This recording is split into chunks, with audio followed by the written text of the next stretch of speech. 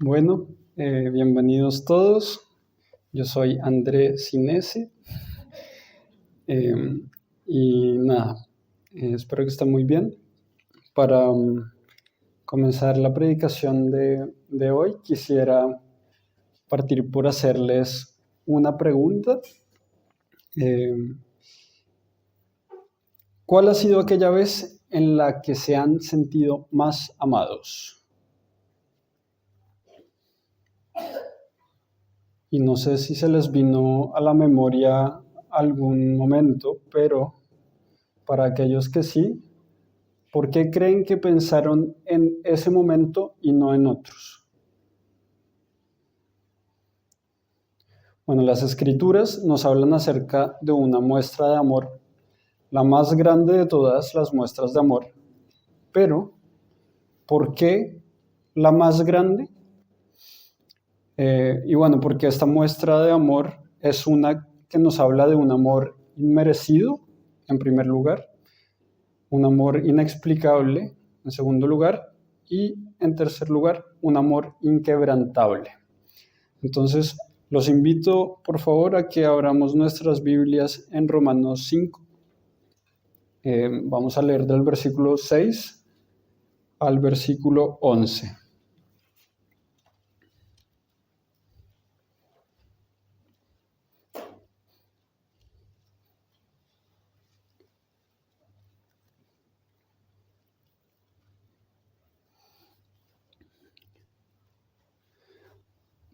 Dice así la palabra del Señor. Porque Cristo, cuando aún éramos débiles, a su tiempo murió por los impíos. Ciertamente apenas morirá alguno por un justo. Con todo, pudiera ser que alguno osara morir por el bueno. Mas Dios muestra su amor para con nosotros en que, siendo aún pecadores, Cristo murió por nosotros. Pues mucho más, estando ya justificados en su sangre, por él seremos salvos de la ira.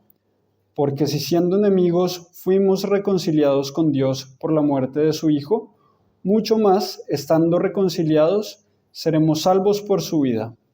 Y no solo esto, sino que también nos gloriamos en Dios por el Señor nuestro Jesucristo, por quien hemos recibido ahora la reconciliación. Entonces, vamos a ver que es un amor inmerecido en el versículo 6, que es un amor inexplicable en los versículos del 7 al 8 y que es un amor inquebrantable en los últimos versículos del 9 al 11.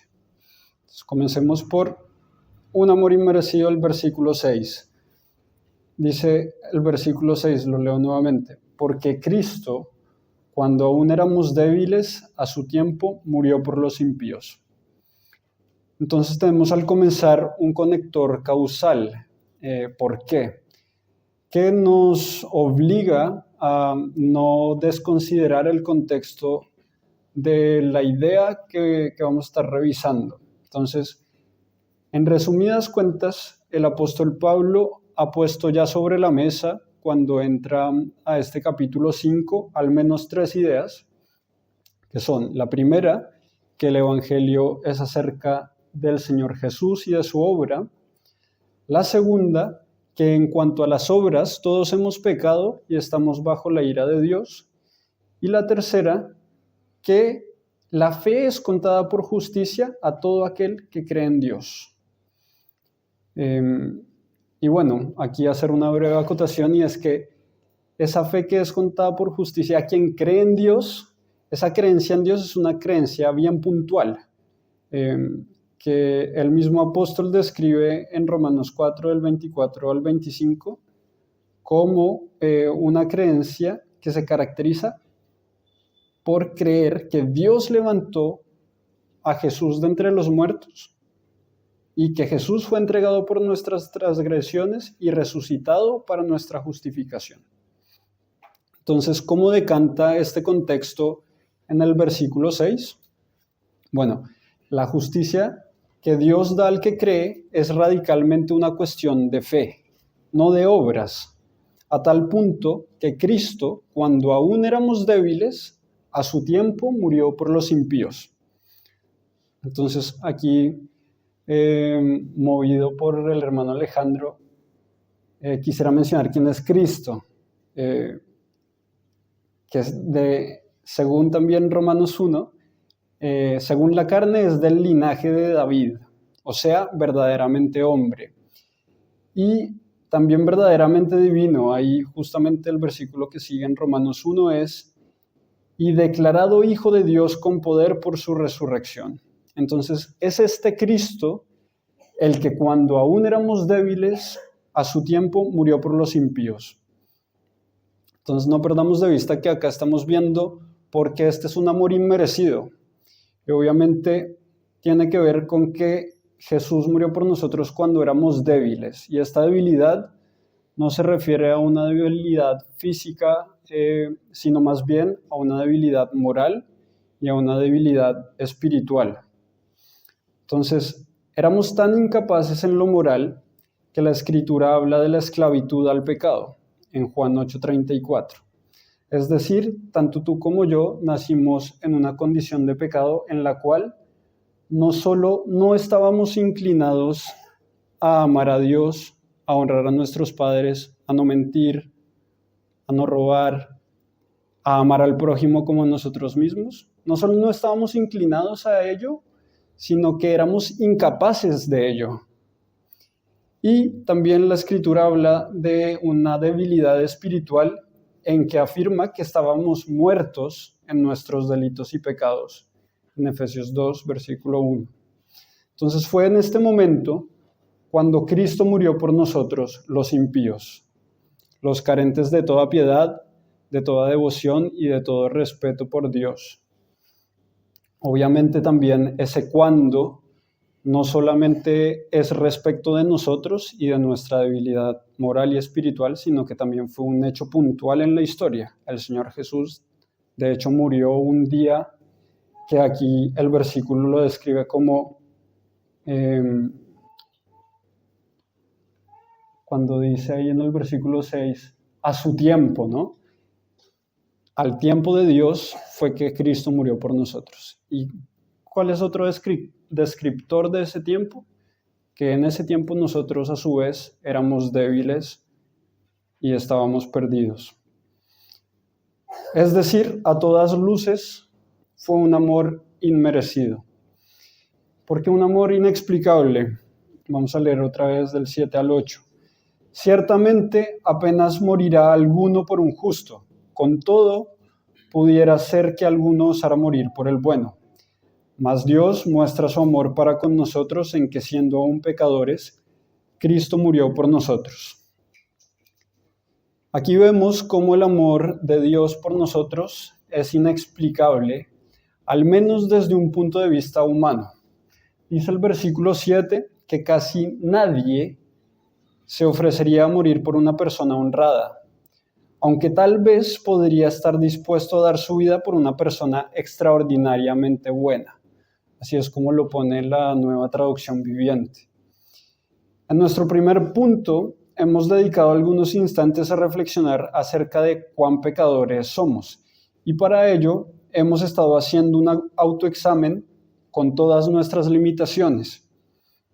Y aún a pesar de ellas, por la misericordia de Dios, algunos podremos haber caído en cuenta de la profundidad del problema del pecado y de cuán arraigado está en cada uno de nosotros.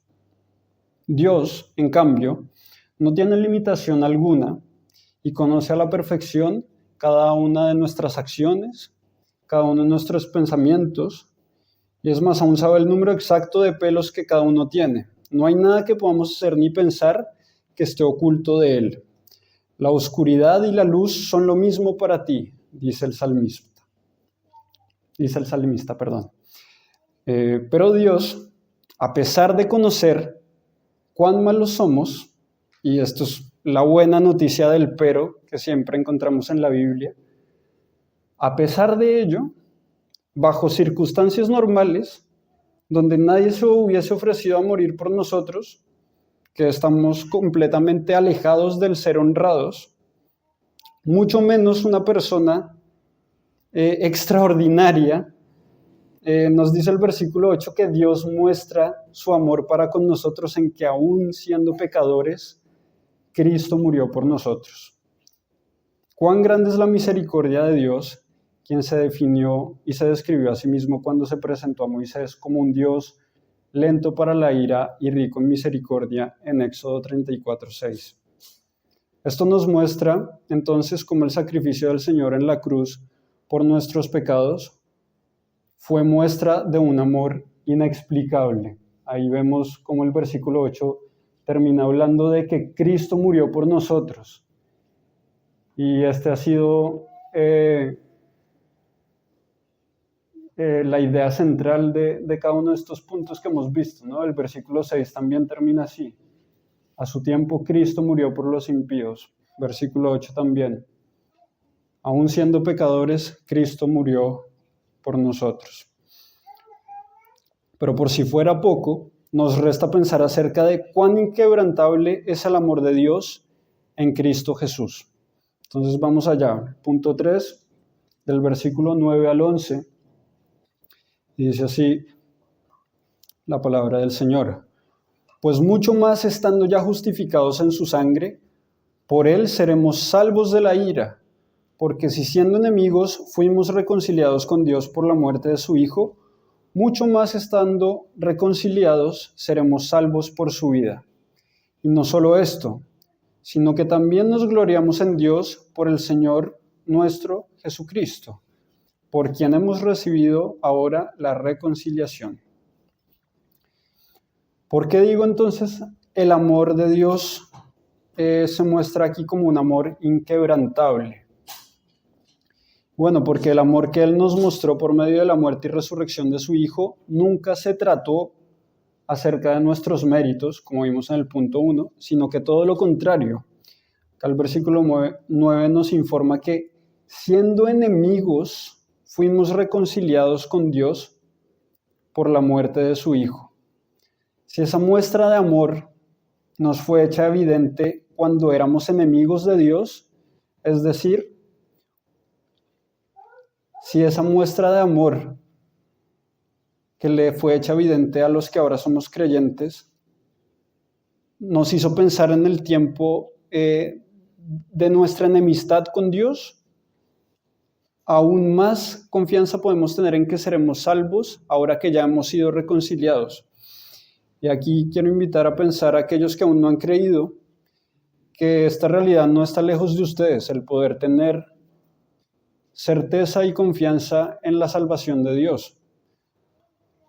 Porque si aún tú no te has arrepentido de tus pecados y no has puesto tu confianza en Jesús, a pesar de ello y de que la ira de Dios esté sobre ti, debes saber que también puedes ser salvo de la ira. Debes saber que también puedes ser reconciliado con Dios en esta hora si te arrepientes y crees en Jesús. Además, te invito a que consideres cuán inquebrantable es su amor y segura la salvación que Él da a los que creen a la luz de lo que menciona Pablo en Romanos 8. ¿Quién acusará a los escogidos de Dios? ¿Quién es el que justifica? ¿Quién es el que condenará? ¿Quién acusará a los escogidos de Dios si Dios es el que justifica? ¿Quién es el que condenará? Cristo es el que murió, más aún el que también resucitó, el que además está a la diestra de Dios, el que también intercede por nosotros. Por lo cual estoy seguro de que ni la muerte, ni la vida, ni ángeles, ni principados, ni potestades, ni lo presente, ni lo porvenir, ni lo alto, ni lo profundo, ni ninguna otra cosa creada nos podrá separar del amor de Dios, que es en Cristo Jesús, Señor nuestro. Hemos visto entonces también cómo el amor de Dios en Cristo es un amor inquebrantable que nos da una salvación cierta y segura.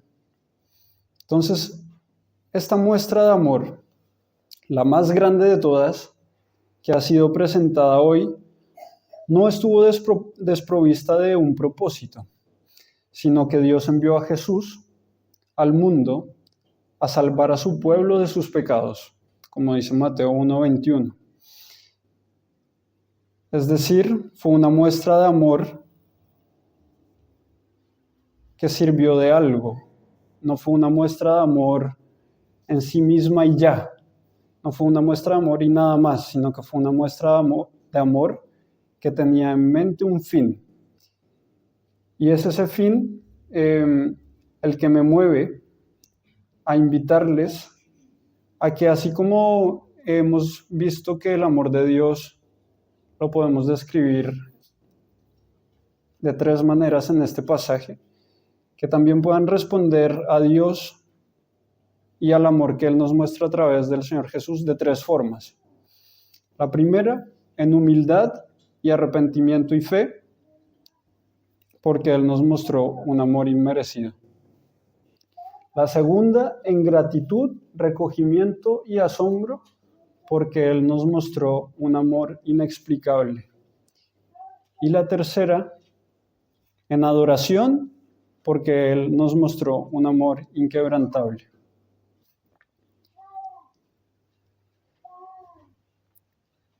Y eso era todo. Así que los invito a que oremos para terminar, para dar gracias por los alimentos. Padre nuestro, nos acercamos a ti confiados en que tu palabra no vuelve vacía y que siempre cumple su propósito, así como la lluvia cuando cae sobre la tierra, siempre da el fruto señalado por ti. Padre, te agradecemos por tu palabra, porque por medio de ella podemos conocer que somos pecadores, pero también podemos conocer acerca de tu Hijo nuestro Señor, quien tú enviaste para que todo aquel que en Él crea no se pierda, mas tenga vida eterna. Te agradecemos por tu gran amor que excede todos nuestros mapas conceptuales y todas las cajas en las cuales podamos intentar quererlo meter. Tu amor es una oración de Pablo, inclusive, que podamos llegar a comprender cuán insondable y profundo, alto y ancho es tu amor. Así te pido en esta hora, Padre, por nosotros y especialmente por aquellos que no han considerado el amor que has mostrado tú a través de la cruz de tu Hijo, para que puedan arrepentirse de sus pecados y del haber vivido una vida en la confianza de sus propias obras, en desmedro de lo que hizo el Señor por nosotros en la cruz, y que puedan entonces poner su confianza solo en Él y en su bendita y perfecta obra sacrificial a favor nuestro. Gracias por su resurrección también, por la cual no somos dignos de conmiseración ni de lástima, sino los más gozosos y afortunados de todos. Te pedimos también, Padre, por los alimentos que nos vamos a servir. Te damos gracias por las tías que los han preparado y nos encomendamos en tus manos para el resto de la reunión, agradecidos en el nombre del Señor Jesús. Amén.